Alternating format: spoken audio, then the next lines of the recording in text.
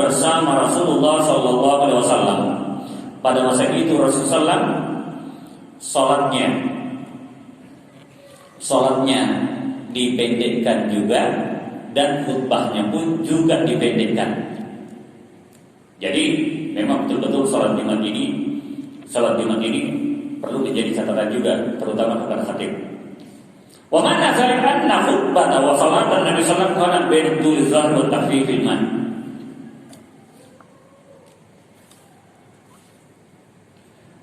An Amr bin Yasir qala amarana Rasulullah sallallahu alaihi wasallam bi iqsaril khutbah. Jadi Umar bin Yasir ia berkata bahwa Rasulullah SAW telah memerintahkan, telah menginstruksikan kepada kita untuk memendekkan khutbah Jumat. Nah,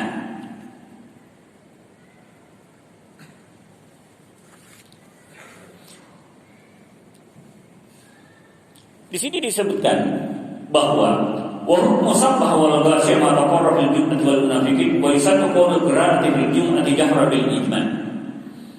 Jadi disunnahkan juga ketika melakukan salat Jumat untuk memperdengarkan suaranya atau imamnya menjaharkan. Ini sudah biasa.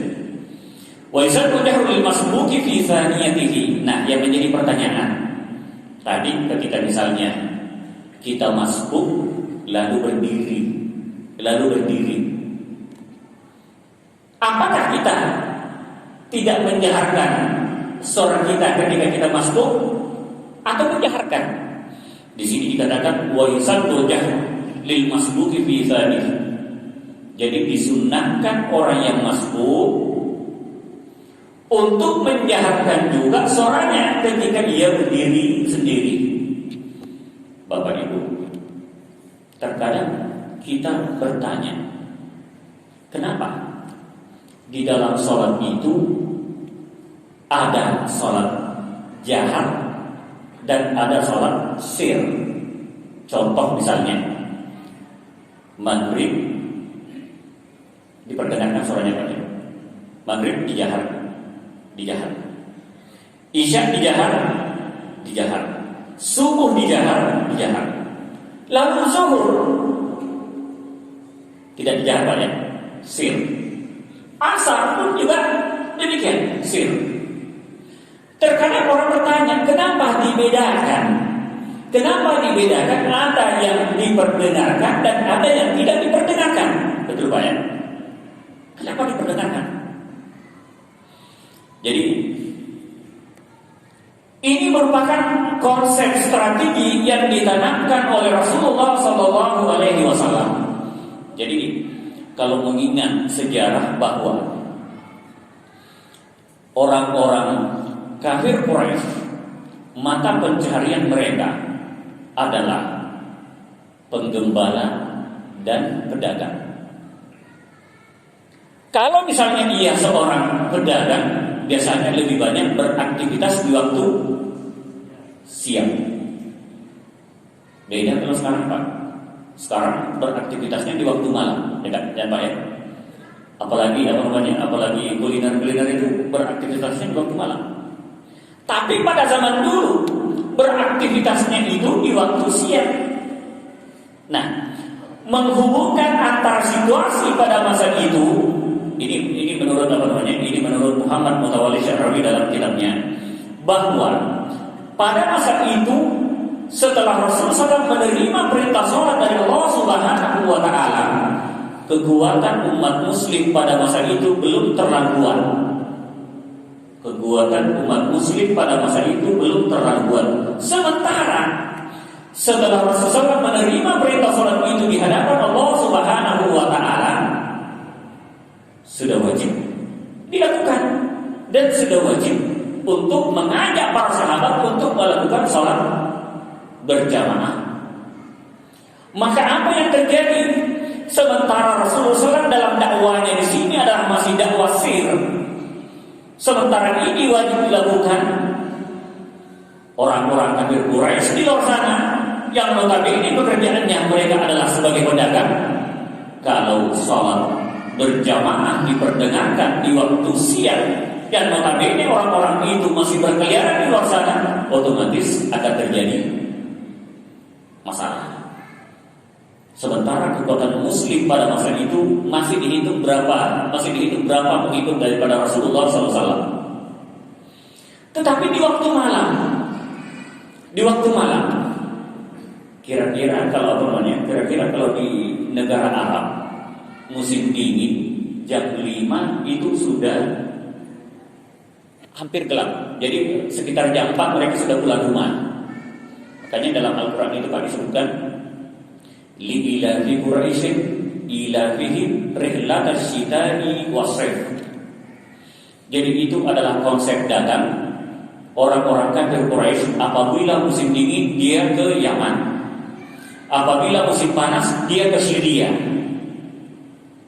Ini sudah melakukan perdagangan internasional pada masa itu. Nah, Rasulullah SAW dalam hal ini sudah wajib melakukan yang namanya sholat, karena sudah menerima perintah sholat itu, sementara kekuatan Muslim pada masa itu belum kuat.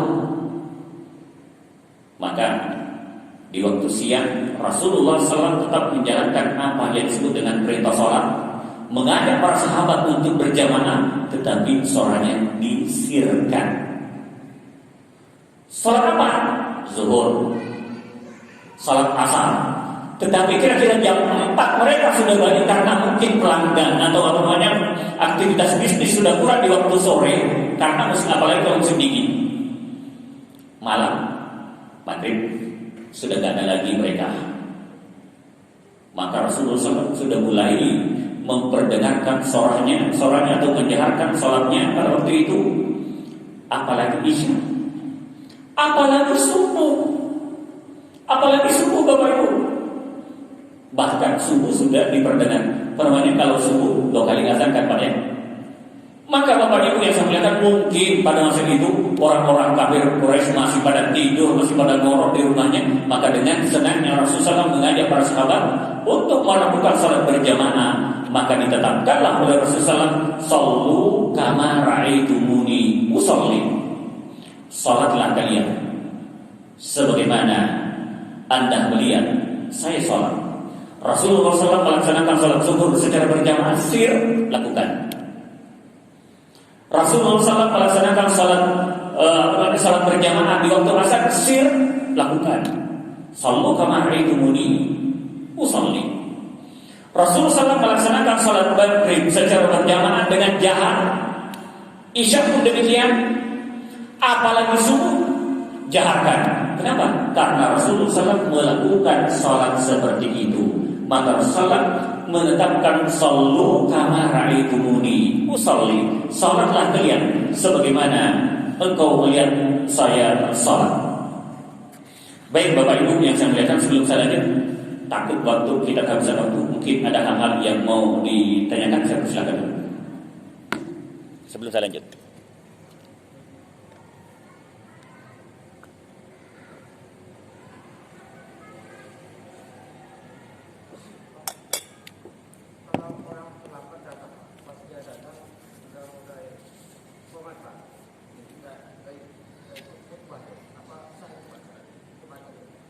Di waktu sholat Jumat. Ya. Baik.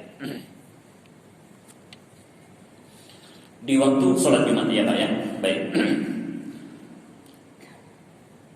Profesor Dr. Muhammad Ali Jum'ah, mantan mufti Mesir, dalam kitabnya Al-Baitul Muslim, beliau menjelaskan tata cara ketika orang masbuk dalam sholat Jumat seperti yang Bapak tadi tanyakan. Kalau Bapak tadi tanyakan, mungkin khutbahnya lewat, orang sudah qomat baru datang. Maka Bapak silahkan tetap mengikuti sholat Jumat yang dilakukan oleh jamaah. Sholatnya sah, tetap dianggap sah. Lalu timbul pertanyaan, andaikan saya mendapatkan jamaah dalam keadaan rukuk. Jadi sudah Allahu Akbar, baca suratul Fatihah dan seterusnya, lalu rukuk. Kita mendapatkan jamaah dalam keadaan rukuk. Apakah itu dihitung sebagai sholat yang sempurna? Ketika rakaat pertama maka disebut dengan sholat yang sempurna. Bagaimana pelaksanaannya? Ketika kita dapatkan imam atau jamaah dalam keadaan rukuk, maka bapak menyegerakan Allah, tetap niat ya, saya berniat sholat Jumat 2 rakaat, Allahu Akbar, rukuk. Tidak perlu lagi baca doa iftitah, tidak perlu lagi baca. Kenapa? Karena yang kita mau kejar rakaatnya. Makanya dikatakan dalam Al-Quran, farqa'u ma'ar-raki'in. Hitungan rakaat itu ketika ruku, kita dapatkan ruku, maka kita ikuti rukunya, maka dihitung 1. Tetap sempurna. Kecuali sudah bangkit dari rukunya, sami Allahu liman hamidah, maka kita sudah kehilangan 1 rakaat. Kita sudah kehilangan 1 rakaat karena kita tidak dapatkan rakaat pertama. Lalu bagaimana pelaksanaannya? Tetap mengikuti apa yang kita dapatkan daripada jamaah. Ketika sudah tahiyat, salam, assalamualaikum warahmatullahi, assalamualaikum warahmatullahi, lalu berdiri untuk menyempurnakan 1 rakaat itu tadi. Kan rakaat pertama kita lewat tadi ya. Kita hanya sempurna di rakaat kedua. Maka bapak berdiri setelah salam abang imam, kita berdiri menyempurnakan 1 rakaat. Demikian juga, andaikan misalnya kita mendapatkan rakaat kedua pada masa ruku, maka tetap dihitung 1 rakaat. Tetapi timbul pertanyaan, kalau saya hanya mendapatkan jamaah sudah dalam keadaan bangkit atau dalam keadaan tahiyat, berarti nggak ada lagi rakaat yang kita dapatkan ya Pak ya? Nggak ada lagi rakaat yang kita dapatkan. Kenapa? Karena 2 rakaat itu sudah berjalan, ya Pak ya? Kecuali tadi didapatkan dalam keadaan ruku, maka rakaat pertama, rakaat kedua didapat, itu 1. Maka bangkit untuk menyempurnakan 1 rakaat lagi. Maka andaikan kita tidak mendapatkan 1 rakaat pun, bapak masuk, ternyata imam sudah sami Allahu liman hamidah. Apalagi kalau misalnya bagian terakhir betul, sama saja dalam keadaan tahiyat, at-tahiyatul mubarakatuh bapak ya. Ada rakaat yang kita dapatkan? Tidak ada rakaat. Tetapi bagaimana pelaksanaannya?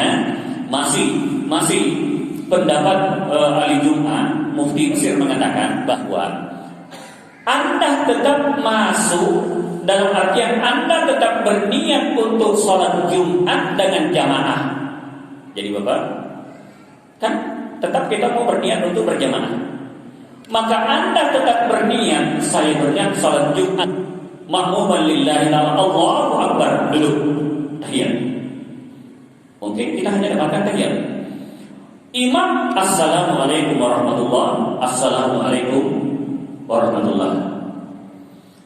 Anda yang mendapatkan ini, niatnya tadi tetap niat sholat Jumat, tetapi bangkit melaksanakan seperti sholat zuhur.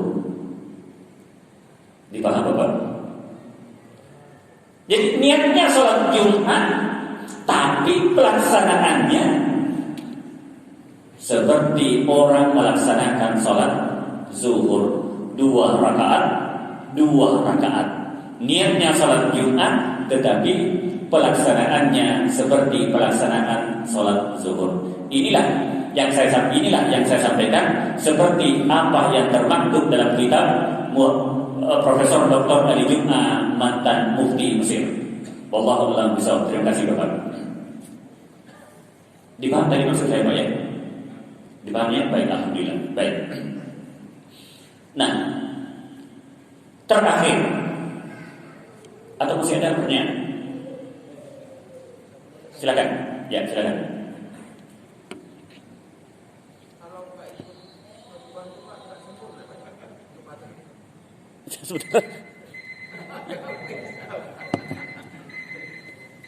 Jam 7.25.